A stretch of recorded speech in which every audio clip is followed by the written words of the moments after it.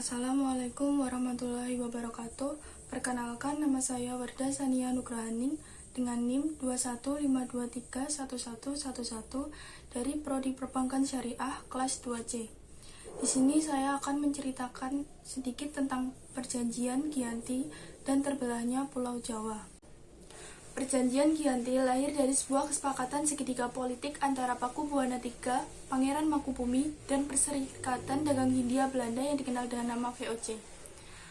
Nama Giyanti diambil dari nama tempat penandatanganan perjanjian, yaitu di Desa Janti yang sekarang terkenal dengan nama Dukuh Kerten, Jatiharjo, Karanganyar, Jawa Tengah. Penandatanganan perjanjian tersebut terjadi pada tanggal 13 Februari 1755. Perjanjian Giyanti dibuat untuk meredam api konflik pasca adanya perpindahan keraton Kartasura ke Surakarta. Peristiwa ini disebut dengan peristiwa Geger Pecinan. Pada saat itu, Pangeran Mangkubumi membantu Pakubuwana II dalam meredakan konflik tersebut.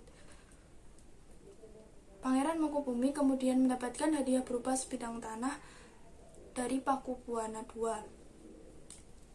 yang pada akhirnya menimbulkan kecemburuan. Pangeran Sambernyawa mengeluhkan hadiah sebidang tanah itu, lalu mengadukan kepada Gubernur Jenderal Van Imhoff, yang mengeluarkan keputusan bahwa sebidang tanah yang awal mulanya diberikan dari Pakubuwana II kepada Pangeran Mangkubumi tidak jadi diberikan. Hal tersebut menyebabkan munculnya Perang Mangkubumen yang mendorong Gubernur VOC Nicholas Harting untuk Jawa. Ia melakukan perundingan secara tertutup dengan Pangeran Mangkubumi. Setelah berkali-kali melakukan perundingan, mereka sepakat akan menjadi penguasa di tanah Jawa. Pada 23 September 1754, VOC dengan Pangeran Mangkubumi membuat nota kesepakatan. Nota kesepakatan tersebut akan disampaikan kepada Pakubuwana III, yaitu pengganti Pakubuwana II, di mana dalam nota kesepakatan tersebut menyatakan bahwa Pangeran Mangkubumi akan mendapatkan wilayahnya. Pada 4 November 1754, Pakubuwana III menyatakan persetujuan atas nota kesepakatan tersebut. Kemudian surat pernyataan itu disampaikan oleh Pakubuwana III kepada Gubernur Jenderal VOC Jacob Moschel. Kesepakatan ini menyebabkan terjadinya sebuah perjanjian besar yang ditandatangani di Desa Giyanti atau disebut dengan Perjanjian Giyanti.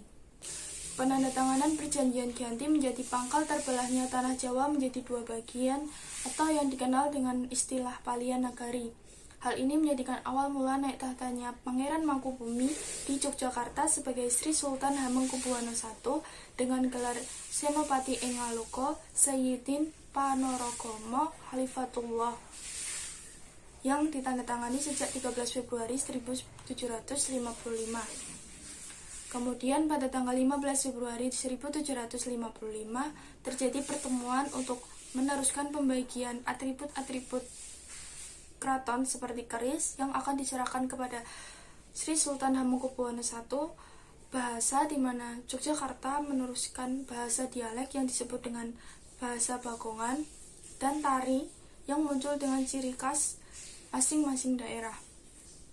Proses pembagian wilayah dan aspek-aspek lain seperti bahasa mengalami proses panjang seiring dengan perkembangan zaman.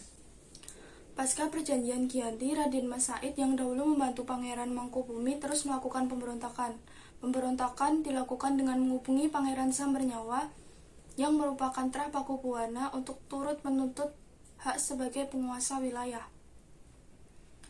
Pada tanggal 17 Oktober 1755, Pangeran Sambernyawa berhasil mengalahkan VOC. Setelah perang bertahun-tahun, VOC akhirnya mengakhiri perang dengan menandatangani Perjanjian Salatiga. Perjanjian Salatiga ditandatangani pada tahun 1757 dan membuat tanah Jawa menjadi terbagi. Pada perjanjian ini disepakati bahwa Pangeran Sambernyawa mendapatkan sebagian dari wilayah Kasunanan Surakarta dengan wilayah kekuasaan yang dikenal dengan Kadipaten Mangkunegaran. Pangeran Sambernyawa mendapat tahta dengan gelar Kanjeng Gusti Pangeran Adipati Ano Mangkunegara Kelana Jaya Misesa Senopati ing Aloga Satriya Raga Mataram ing Nagari Surakarta Hadiningrat. Pada tahun 1813, masa Gubernur Jenderal Stamford Raffles dari Kerajaan Inggris, Kesultanan Yogyakarta terbelah dengan lahirnya Paku Alaman. Pada akhirnya membuat tanah Jawa memiliki 4 pemerintahan dengan perbedaan model dan orientasi politik yang mengantarkan Jawa pada keberagaman. 4 pemerintahan Jawa tersebut yaitu Surakarta, Mangkunegaran, Yogyakarta, dan Paku Alaman. Di masa Republik Indonesia, Kasunanan Surakarta dan Kadipaten Mangkunegaran menjadi situs cagar budaya, sementara wilayah Yogyakarta yaitu daerah Paku Alaman menjadi daerah istimewa.